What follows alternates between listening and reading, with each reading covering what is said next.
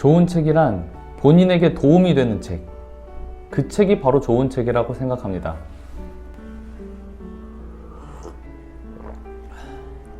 이번에 추천해드리는 바로 이 책이 올해 제가 읽은 책 중 가장 밑줄을 많이 그었던 책이에요. 이 책의 저자는 분명 따뜻한 사람입니다. 마음의 여유가 있는 사람이 바라보는 세상은 아무래도 차분하고 따뜻하지 않을까요? 오늘 부킷리스트 10번째 책은 나라면 나와 결혼할까? 입니다.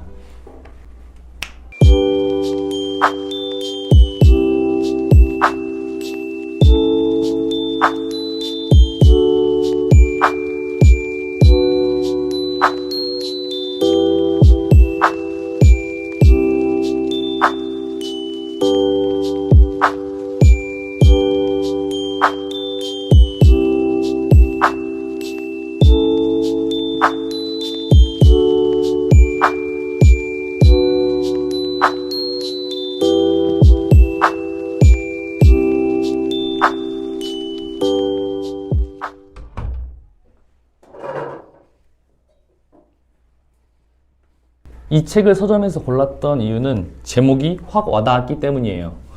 나라면 나와 결혼할까? 제목이 참 인상적이었는데요. 이 책에서 얻을 수 있는 건 크게 두 가지였습니다. 상대를 결혼할 대상으로 바라봤을 때 내가 생각해봐야 할 필수 조건들, 그리고 그 필수 조건들을 나에게 다시 적용해보는 것이었어요. 이 책에서 이야기하는 결혼감이라고 불릴 만한 사람들의 첫 번째 조건은 품위였습니다.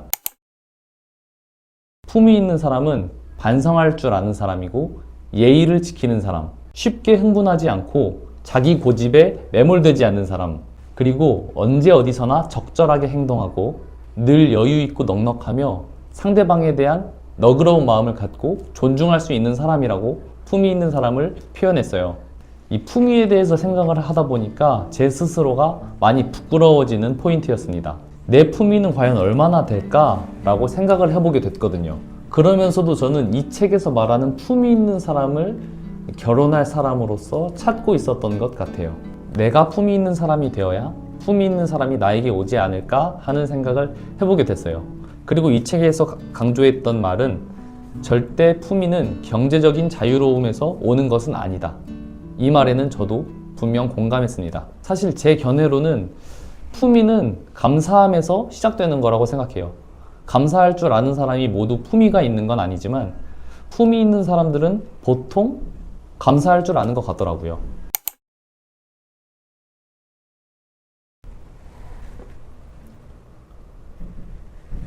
나이가 들면서 저도 결혼에 대한 생각이 부쩍 늘긴 했지만 그냥 살면서 연애하는 동안 결혼을 배제하고 연애를 해본 적은 없는 것 같아요. 사람을 알아가기 위해서는 당연히 시간이 필요하지만 그래도 애초에 결혼할 수 없는 상대라고 생각되는 사람과는 연애를 절대 시작 못했던 것 같습니다. 그리고 결혼할 수 없는 사람이라고 판단이 들 때 연애를 이어가는 건 절대 못할 짓이라고 아직은 모르겠으니까 그냥 연애만 이라는 생각은 저에게는 해당되지 않는 생각이에요.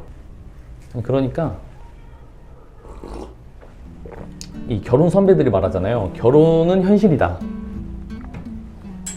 감히 제가 그 선배들, 결혼 선배들한테 이 저의 결혼에 대한 이 고찰을 말해보자면 결혼은 평생 배려할 용기가 있는 사람이 하는 거라고 생각해요. 그러니까 이 책에서는 그것에 대해서 뭐라고 표현하냐면 어쨌든 사랑은 비단 위에서 더해지는 꽃이지 목숨 걸고 잡아야 하는 지푸라기는 아니다. 나이가 찼기 때문에 아니면 지금 내 옆에는 이 사람밖에 없기 때문에 결혼하는 건 아니라고 생각해요. 물론 제가 지금 아직 나이가 덜 들어서 그럴지도 모르겠지만요. 결혼 생활이 어떻게 흘러갈지는 모르겠지만 그 시작은 행복을 꿈꾸면서 꽃처럼 가꾸기 위해서 시작하는 게 맞다고 생각합니다.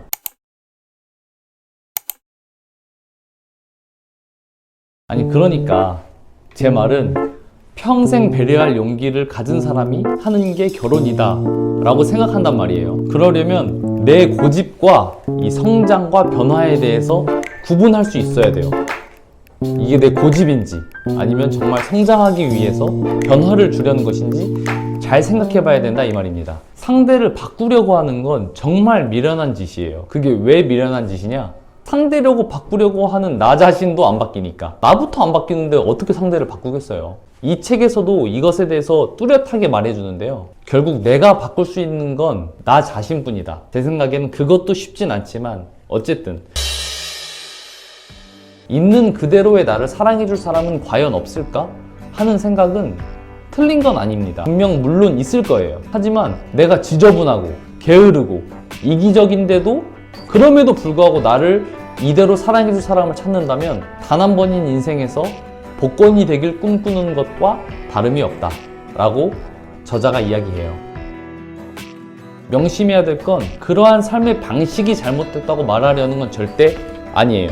본인의 생활 패턴을 바꿔야 되고 틀렸으니까 고쳐라 라고 말하는 게 절대 아니에요. 왜냐면 만약 독신으로 산다면 나 혼자 사는 삶이라면 그 역시 진짜로 멋있는 삶일 테니까요. 절대 아무도 당신에게 이래라 저래라 할 수 없는 거고 한다고 해서 들을 필요도 없어요. 하지만 한 사람과 내가 사랑하는 사람과 평생을 함께 해야 된다면 정말 그러기로 결심했다면 어느 정도 서로에게 양보할 필요가 있다는 거예요. 성장은 늘 아프고 그 성장통은 늘 부정하고 싶고 왜 그래야 되는지 왜 내가 지금 아파야 되는지 의문이 들기 마련이에요. 아파서 울고 내가 왜 그래야 하나 싶겠지만 절대 잊지 말아요. 내가 그 시작했던 마음을 내가 더 나아지기로 결심했던 그 마음을 잊지 말아야 해요. 분명 이 사람을 통해서 내가 더 좋은 사람이 되고 조금은 다른 나로 지금의 내가 싹 변할 생각은 없지만 지금의 내가 조금 더 성장할 수 있는 기회로 삼기로 생각했을 테니까요.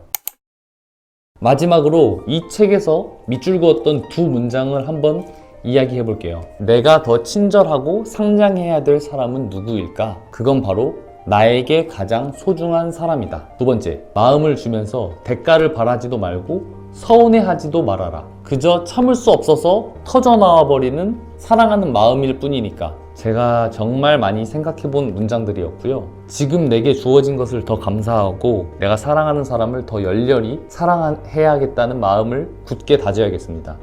그건 그 상대를 위한 거기도 하지만 정말 나를 위한 거기도 하니까요. 이 책을 다 읽고 책을 덮은 후에 혼자 곰곰이 생각을 해봤어요. 내가 여자라면 나랑 결혼하고 싶을까? 이걸 정말 곰곰이 생각을 해봤습니다. 근데 참 부정하고 싶은 현실인데 당연히 나랑 결혼하고 싶지 라는 말은 섣불리 안 나오더라고요. 내가 늘 그 자리에 한결같이 든든하게 지켜줄 등대 같은 남자인지에 대한 의문이 들더라고요. 별수 없이 더 나아지기 위해서는 무엇을 해야 될지 생각할 시간을 가져야겠다라는 게 결론이었습니다. 이 책은 제가 올해 읽은 책 중 가장 밑줄을 많이 그은 책이에요. 이 접은 부분도 참 많고요. 책을 리뷰할 때마다 이 책 읽어보세요. 이 책 진짜 좋아요 라고 말할 때 스스로 작은 부담을 느낍니다. 남들이 다 좋다고 하는 책도 내가 눈에 읽히지 않고 마음에 닿지 않으면 그 책은 좋은 책이 절대 아니니까요. 그래도 오늘 제가 추천해드린 책이 누군가에게 정말 마음에 와닿는 책이 되길 바랍니다. 오늘 부킷리스트 10번째 책 바로 나라면 나와 결혼할까? 였습니다. 시청해주시는 모든 분들께 너무 감사하고 연애와 사랑을 꿈꾸시는 분들, 연애와 사랑에 겁나거나 질려버리신 분들, 연애와 사랑을 열심히 하고 계신 분들, 그러니까 모든 분들은 이 책 읽어보시길 정말 추천드릴게요. 실컷 사랑하셨으면 좋겠고 더 나은 사람이 되길 응원하겠습니다. 제 영상을 보시는 모든 분들이 행복하시길 바라겠습니다. 감사합니다.